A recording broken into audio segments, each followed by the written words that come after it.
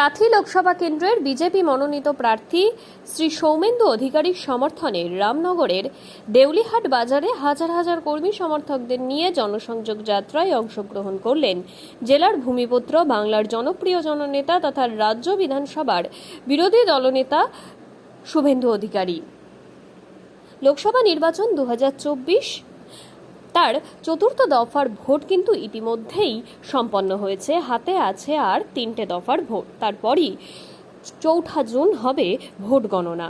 সেই ভোট গণনার পরই আমরা জানতে পারবো আসন্ন লোকসভা নির্বাচন 2024-এর ফলাফল কি হতে চলেছে, জনগণ তার রায় ঠিক কি দিতে চলেছে। তবে সেটা জানার আগে রাজ্য রাজনীতি কিন্তু তমলুক লোকসভা নিয়ে একেবারেই উত্তাল। যে তমলুক লোকসভায় দাঁড়িয়েছেন প্রাক্তন বিচারপতি অভিজিৎ গাঙ্গুলি, আর তার বিপরীতে শাসক দলের হয়ে যিনি দাঁড়িয়েছেন তিনি হচ্ছেন দেবাংশু ভট্টাচার্য। তাই তমলুক লোকসভা তো একেবারেই লাইমলাইটে। সাথে সাথে শুভেন্দু অধিকারীর ঘরের লোকসভা কাথি লোকসভা, সেই কাথি লোকসভা কেন্দ্রের বিজেপি মনোনীত প্রার্থী শ্রী সৌমেন্দু অধিকারী। সেই সৌমেন্দু অধিকারীর সমর্থনে এইবার দেউলিহাট বাজারে হাজার হাজার কর্মী সমর্থকদের নিয়ে কিন্তু জনসংযোগ যাত্রা হলো।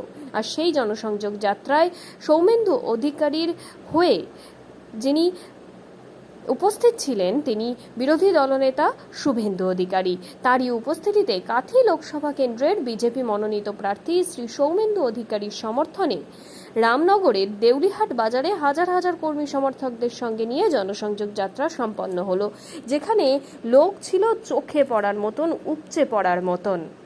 সভাস্থল থেকে বেরোবেন, আমাদের জলের বন্দোবস্ত করা হয়েছে, আপনারা সব জল হাতে নিয়ে যাবেন। যে ফুল না ফুল দিয়ে অকাল বোধন করেছিলেন অসুরকে ধ্বংস করা। কোন নাম টাম দরকার নেই, পদ্ম যেখানে ভোট সেখানে। টার্গেট বেঁধেছে 30, তাই জন্য কি ভয় পাচ্ছেন?